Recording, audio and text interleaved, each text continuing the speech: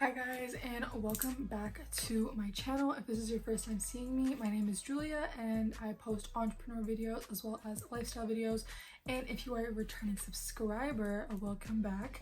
So today's video is going to be a very lengthy one. It's going to be all about how I started my business and things that I have gone through, and I thought I would share my journey up to this point just to give you guys a little bit more insight about me, as well as things I've learned within my business and just kind of how everything started. And yeah, so I'm just gonna jump right on into it. For my business, when I started in 2019. Now, the reason I wanted to start it, I guess you could say I always wanted to start a business. Like, I was just, ever since I was young, I was like, oh yeah, I want to be a business owner.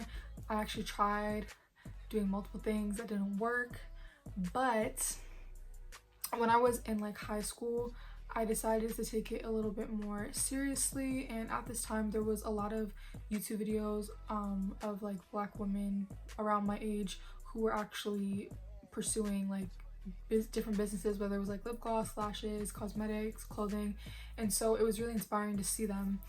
So I actually watched a bunch of YouTube videos and I just educated myself, and so I think I was like close to graduating, maybe like a few months before. I was like, you know what, let me just start it. Let me just start the business, because if I don't start now, when am I going to start it? Like, I just kept making excuses for myself. I was like, oh, like when I'm in like university, like I'll do it, or like when I have a stable job, or like when I have money, da da da.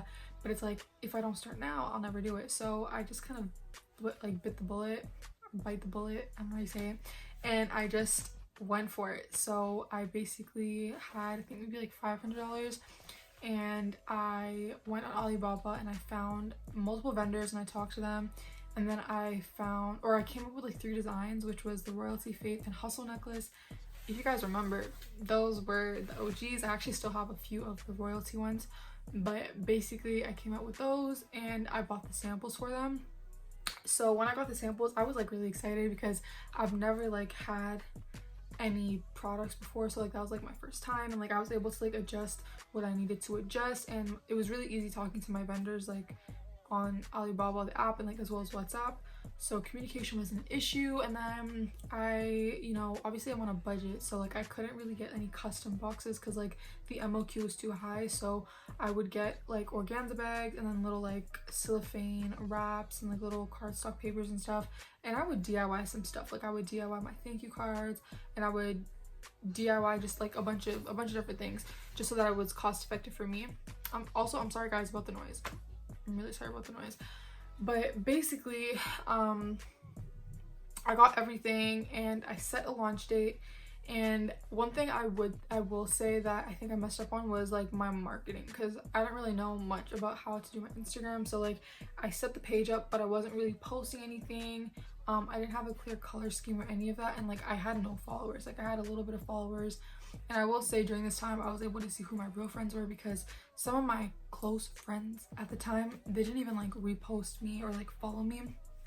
So it was just kind of like a red flag. That is what will happen, you know. Some friends will support you and some friends won't, but it's better you keep the ones who do support you for the long run. So basically I got my samples and I adjusted it.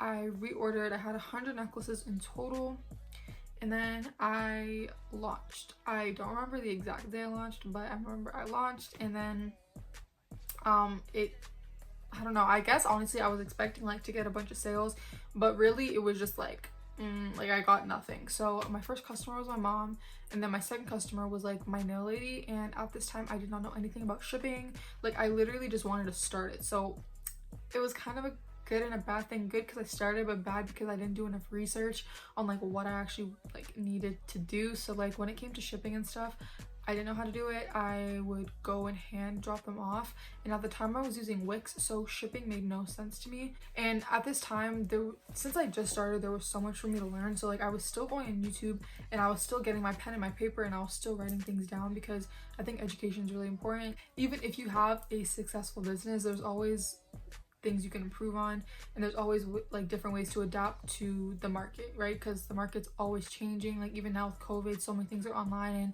business owners have to adapt to selling online and different marketing strategies. So I think it's really good to always educate yourself. So basically I was slowly growing, slowly kind of, and then when I started university, I actually ended up joining like an MLM, and in this MLM they kind of made it seem like you get to be your own business owner, and obviously that's what I wanted. So in my head I was like, this might be the business I always wanted. I was like, I could grow this business, I can make so much money. And like the way they made it seem, and they made it seem like, oh, you'll be like really successful in like a really short amount of time.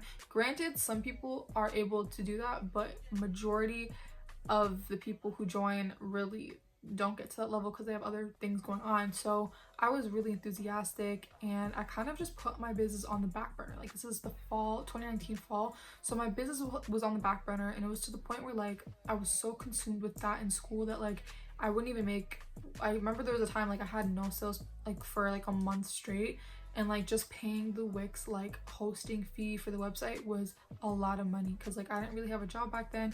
And so just the $30 getting taken out from my bank account to host a website that's making no money made no sense. And I was like, I think I might want to close my store. So like I was probably this close to like actually closing it.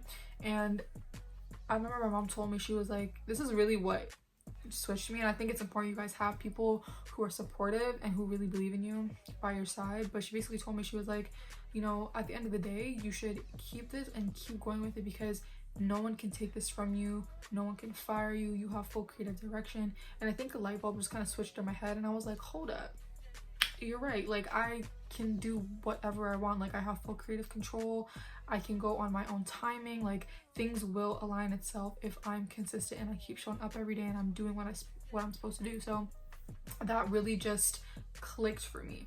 So I basically continued, and I, you know, slowly started to make some changes. I kind of redesigned my logo, and I will say, with having a business, you go through so many changes, because you might not like something and then you change it, and then you don't like it and you change it, and like that's what I found myself doing. Like, I was always changing something until I had it like perfect. I probably changed my logo like 4 times. Yeah, I think I actually changed my logo like 4 or maybe 5 times. So yeah, there's just a lot of things you have to, you know, tweak here and there. But I was tweaking, you know, my packaging, and I was tweaking like my thank you cards. I kind of redesigned it, and still I was making everything like by hand. Like, I had cardstock paper and I would cut it because I just couldn't afford to get custom products. And then I would buy, like, I actually started to invest in like wholesale products, because I was also making handmade stuff, which was time consuming, and like the quality just wasn't there. So I was making handmade products as well as some wholesale stuff. So those were actually starting to sell out a little bit more, not at the rate I would like it to, but you know, it was going a bit better. And then I remember I had like a sale, and I actually like got like maybe like over 10 orders in a day, which was insane, because I was like, wow, I've never had that before. So, you know, my business was doing good, but then it kind of just plateaued. Like, it was just not really going anywhere. It was just kind of like flat. So I was like, ugh, this again. Like, I was just kind of like in this rut. So I remember during this time I wasn't like in the best space mentally. I was feeling really like down, just like with everything. Like, you know, I think it was like summer 2020 or like fall 2020. I just wasn't feeling the best. I wasn't really confident in myself, and like that reflected in my business, because when I don't feel good, then like I'm not able to study for school, I'm not able to like show up every day for my business and stuff. So I had to take care of myself. So when I took care of myself, when I kind of took a mental break, I was able to see what was wrong, and then I decided I'm gonna rebrand. It didn't come like that. I was like, oh, I'll just change the logo, but then I ended up changing so many things. It was basically just like a rebrand. So that's what I called it. I called it a rebrand. And then during this time, I started to like take my Instagram a little bit more seriously. I was posting more consistently, and I was interacting with my followers. I made a TikTok account, and then basically set a date for the relaunch, and I was pushing that date. So I think it's important, like, if you are like having a launch for a product, you're relaunching, rebranding, whatever, set a date well in advance so you can hype it up. And that's basically what I did. And then I think the day I launched which was like December 9th or December 6th, I got like the most orders I've ever gotten at that point. So like from 2019 when I started to like 2020, that first year I made maybe like 3,000 in total sales, which is not a lot. And then the first day I rebranded, I made 1,000. So that was mind blowing. So I was like, wow, I can't believe I made that much in just one day. And when I rebranded, I had like new packaging, I had new products. So all the products I got were like wholesale items. They were so I didn't have to like make anything, so it was a lot easier for me. And you know, I had new thank you cards, everything just looked sleek. I had new like boxes, I wasn't using like organza bags anymore, so it just looked a lot more put together. And I think a lot of people actually wanted to buy because of the packaging. The packaging looked really nice, and I had a lot of support from like friends, which was really surprising. Like I didn't think that many people actually knew would like support me, and it was just a great experience. And still to this day they still support me, which is just amazing. So make sure you have people who support you, and the ones that don't, like, it doesn't even have to be like supporting you guys and buying products, but just like a simple share, like following you, commenting, interacting, like that's more than enough. So yeah, so from that date in December, I was just on a roll. Like my TikTok started taking off, and I was posting consistently on both apps, TikTok and Instagram. So then in January, or one of my goals for 2021 was to actually have a photo shoot. So in January I actually ended up having my first photo shoot, which actually really helped my brand because it kind of solidified it.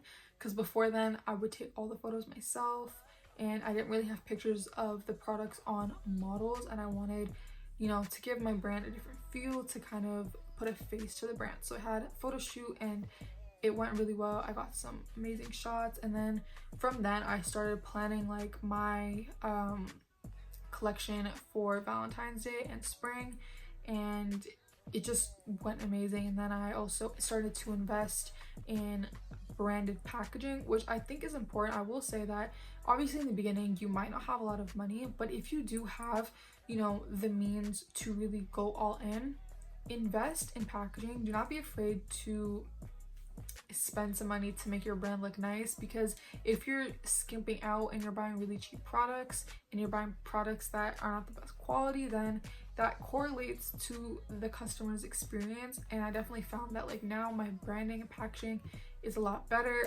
Obviously there's things I can improve on, but I'm still growing and I'm still learning. But yeah, that's basically how my brand grew.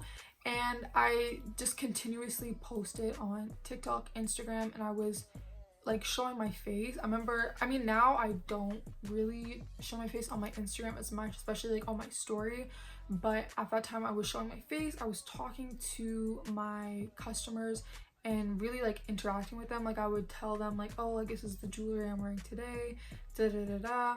And I think it actually helped because like people got to know a bit more about me, and you know, people were a lot more like interested in my brand. And then I started posting reels. Guys, take advantage of reels because it actually helped a lot. I remember one of my reels hit 1 million, and that's actually what helped me grow on my Instagram is reels, because I got a lot more exposure. So I post on reels consistently, and I post on my TikTok consistently, and now my brand is slowly growing. Obviously I'm not exactly where I want to be, like there's always things I can improve on, but I'm grateful for how far I've come within the past like 2 years, which is insane to think because I've grown so much as a person, and I feel like my brand's grown with me.